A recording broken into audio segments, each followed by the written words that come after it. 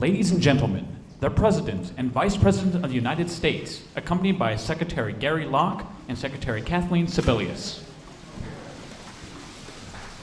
Hello, everybody. Hello. Hello, everybody. Please, everybody have a seat.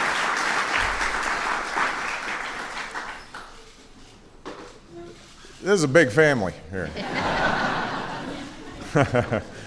Feel like a wedding, you know. You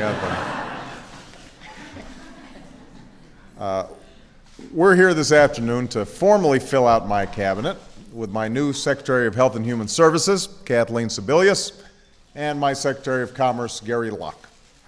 Secretary Sebelius and Secretary Locke were actually sworn in before today, but around here we like to make sure we get it right. I had to do it twice, and so now we make everybody do it twice. When I announced Kathleen as my choice for HHS Secretary, I said that one of her responsibilities would be to make certain our nation is prepared for a pandemic.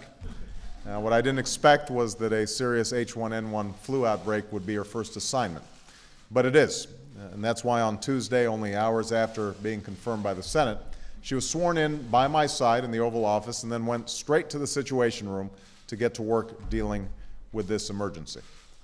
But managing crises is nothing new for Kathleen.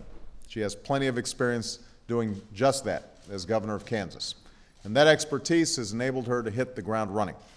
She's been closely monitoring and carefully managing the situation along with her acting director at the CDC, Dr. Richard Besser, and Secretary Janet Napolitano. They're making sure all federal agencies are coordinating their efforts, and they'll keep the American people updated over the days ahead. Experts tell us this is a unique virus with the potential to have a great impact, and as long as it remains a potentially grave threat, we're going to take it very seriously. And obviously, we hope the precautions we're taking prove unnecessary, but better safe than sorry. We will take every appropriate action to make sure that the American people are safe. And if the flu outbreak isn't enough, Secretary Sebelius has a lot of other challenges on her plate, from guaranteeing the safety of our nation's food and drug supply, to keeping America at the forefront of medical research, to helping to lead our effort to ensure that every American has access to quality, affordable health care. As a former state insurance commissioner and governor, Kathleen has been on the front lines of our health care crisis. And she shares my belief that if we're going to cut costs for families and businesses, maintain quality, and improve the long-term economic health of our nation, we must realize that fixing what's wrong with our healthcare system is no longer just a moral imperative, it's an economic and fiscal imperative. If we want to make companies more competitive and reduce our budget deficits in the future, we need to tackle healthcare reform right now. The reform we're talking about won't focus on Democratic ideas or Republican ideas, but on ideas that work. And that's precisely the kind of commitment to bipartisan accomplishment that Kathleen embodies. She is, after all, the daughter of a Democratic governor and the daughter-in-law of a Republican congressman. Her father, who is here, former Ohio Governor John Gilligan, and I just want to acknowledge him. Where'd he go? There he is, right in front. Give him a big round of applause.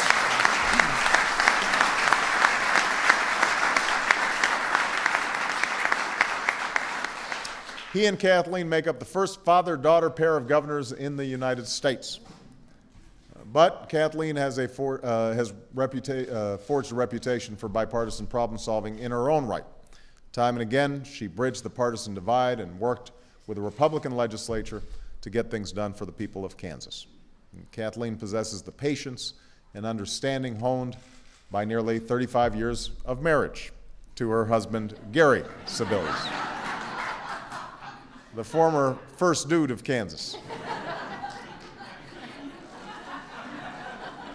The grace and good humor required to raise sons like Ned and John, and the kind of pragmatic wisdom you tend to find in a Kansan. She's already a tremendous asset to my cabinet. She has hit the ground running. I look forward to working with her in the years to come.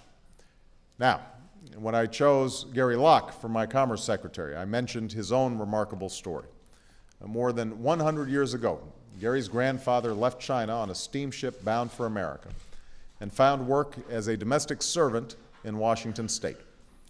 He raised a son, Gary's father, Jimmy, who would go on to fight in World War II, return home and open a grocery store, and later raise a family of his own. Gary worked his way through Yale with the help of scholarships and student loans, earned his law degree, and returned to Washington State to devote his life to public service.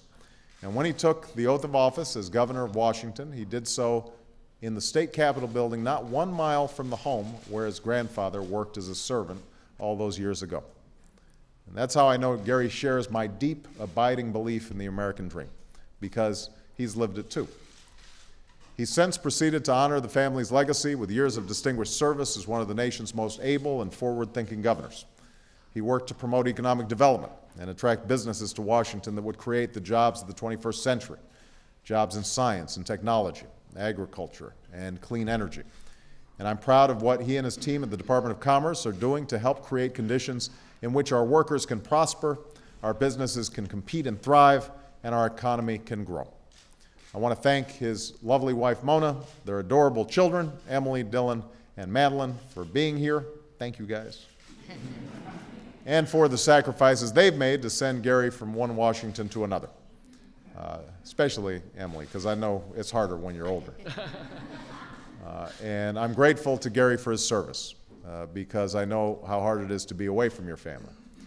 And my cabinet is now full of energetic innovators like Kathleen and Gary, a team of leaders who push the envelope every day because they know that whether the wind is in our face or at our backs, America does not settle.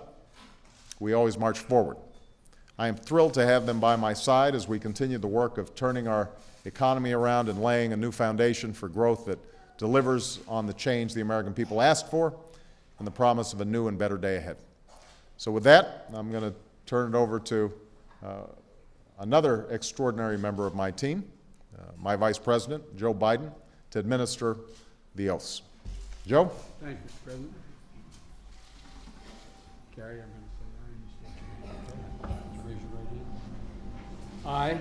I, Gary Locke, Do solemnly swear do solemnly swear that I will support and defend the Constitution of the United States that I will support and defend the Constitution of the United States against all enemies, foreign and domestic, against all enemies, foreign and domestic, that I will bear true faith and allegiance to the same, that I will bear true faith and allegiance to the same, that I take this obligation freely, that I take this obligation freely, without mental reservation or purpose of evasion, without mental reservation or purpose of evasion, and that I will well and faithfully discharge the duties that I will well and faithfully discharge the duties of the office which I am about to enter. of the office about which I am about to enter. So help me God. So help me God. Congratulations, Mr. Secretary. Congratulations, Dad.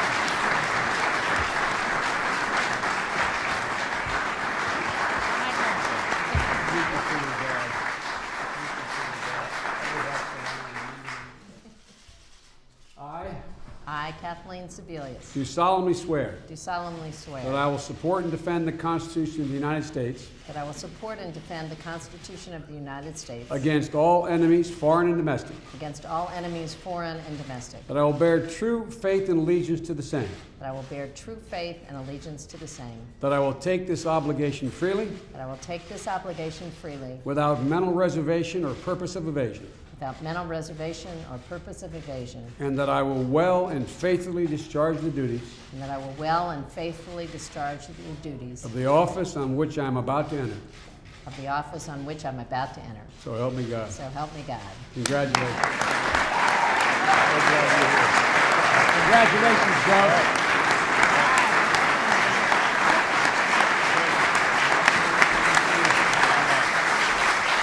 Thank you, everybody. Have a great weekend.